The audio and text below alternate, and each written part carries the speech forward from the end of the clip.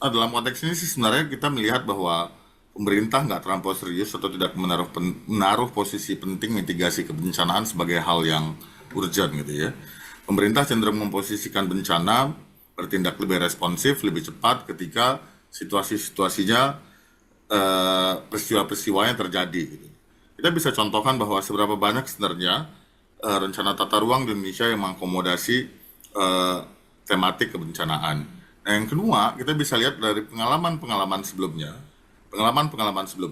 tanah longsor, banjir, polusi asap, karhutla, itu kan menjadi peristiwa-peristiwa yang berulang, yang tindakannya jauh lebih serius ketika peristiwa yang terjadi.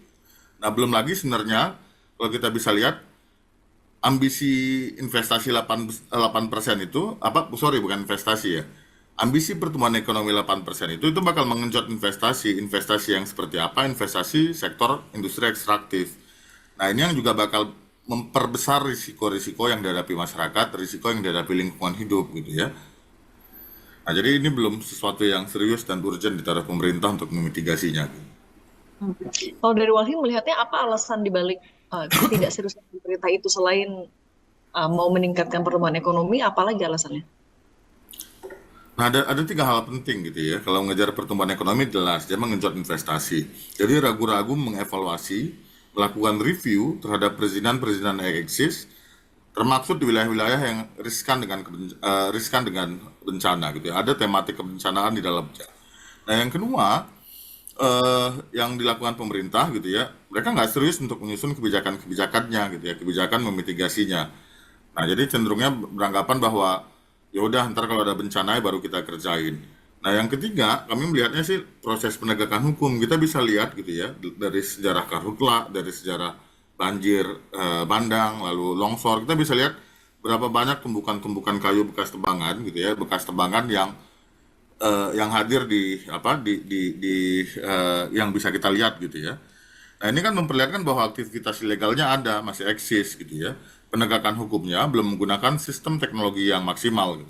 Contohnya gitu ya, kalau kita lihat gelondongan kayu yang begitu besar di Sumatera Utara, Aceh, dan Sumatera Barat, kita bisa melihat bahwa seharusnya dengan pendekatan remote sensing, dengan pengawasan melalui citra satelit, seharusnya ini bisa penegakan hukumnya bisa secara langsung gitu ya, menyasar aktornya gitu ya, menyasar siapa yang melakukan penebangan, bukan cuma sekedar penebangannya, siapa yang memperoleh keuntungan paling besar dari proses-proses penebangan, aktivitas-aktivitas penebangan di kawasan maupun di non kawasan hutan gitu. Nah, jadi tiga hal ini menurut kami dalam konteks sensitivitasnya, kebijakannya, lalu proses penegakan hukum untuk menghentikan peristiwa-peristiwa perusakan alam yang akan meningkatkan risiko kebencanaan. Hmm. Kalau dari catatan Walhi, sebenarnya untuk di seluruh wilayah Indonesia, mana wilayah-wilayah yang potensi bencana ekologis itu besar? Nah, kita bisa melihat ada cesar-cesar sebenarnya, ada cesar, lalu bisa kita lihat dari konteks ekosistem khususnya misalnya gambut gitu ya. Tentu risiko kebencanaan yang paling riskan itu kebakaran hutan lahan dan polusi. Lalu kawan-kawan yang berada di daerah pegunungan atau di daerah yang kelerengannya lebih dari 30% gitu ya, 30 derajat. Nah, itu kan konteks banjir, lalu konteks longsor itu kemungkinan terjadi. Jadi seluruh wilayah Indonesia punya punya kerentanannya masing-masing sesuai dengan karakteristik ekosistemnya. Oke, tapi kalau misalnya daerah yang kerusakan lingkungannya sudah parah sekali dan harus diwaspadai mengingat cuaca ekstrim ataupun ya berbagai kondisi alam lainnya yang harus diwaspadai selain di utara Sumatera saat ini ada lagi nggak sih Mas? Ya, kita bisa lihat ya gitu ya. Tentu seluruh Sumatera mempunyai keragaman kebencanaannya. Lalu kita bisa lihat juga Jakarta kan juga sangat riskan dengan banjir gitu ya. Lalu beberapa Jawa, hampir seluruh wilayah Jawa yang tutupan hutannya atau areal hutannya kurang dari 30% itu rawan banget dengan kebencanaan-kebencanaan lain. Lalu kita masuk lagi di Sulawesi misalnya ya. Di Sulawesi dengan aktivitas tambang-tambang nikel, tambang-tambang mineral kritis yang terus meningkat, ini berpotensi juga melahirkan kebencanaan kalau pemerintah nggak dengan serius memanfaatkan teknologi, melihat dengan baik bagaimana tren hujannya, lalu badai badai siklonnya dan lain-lain gitu ya. Nah, jadi dalam situasi sekarang sih semua daerah berada dalam situasi yang riskan, termasuk di Papua dengan tutupan hutannya yang paling besar gitu ya. akses yang terbatas dan lain-lain.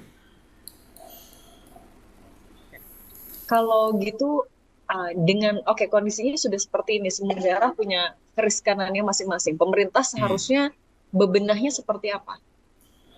Ya ada dua hal penting ya. Pertama dalam konteks kebijakan dan peraturan perundang-undangannya gitu ya. Mereka harus berbenah soal itu. Apakah undang-undang kebencanaan kita cukup gitu ya? Apakah undang-undang kebencanaan kita mendorong gitu ya? Mendorong proses-proses review yang memastikan planetary boundaries atau paling ringan aja deh daya dukung daya tampung lingkungan hidupnya. Apakah itu diperhatikan dalam konteks peraturan perundang-undangan kita?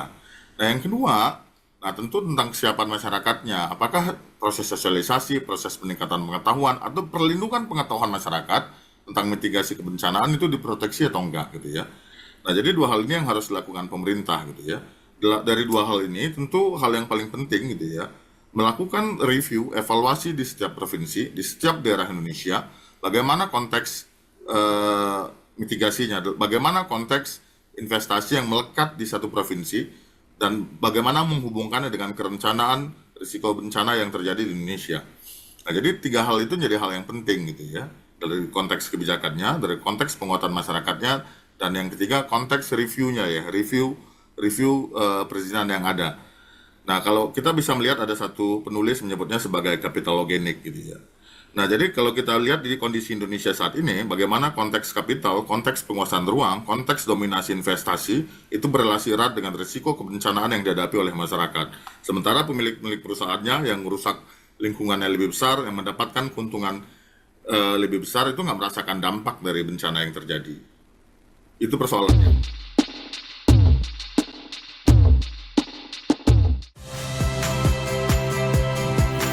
Download Tribun X sekarang, menghadirkan lokal menjadi Indonesia.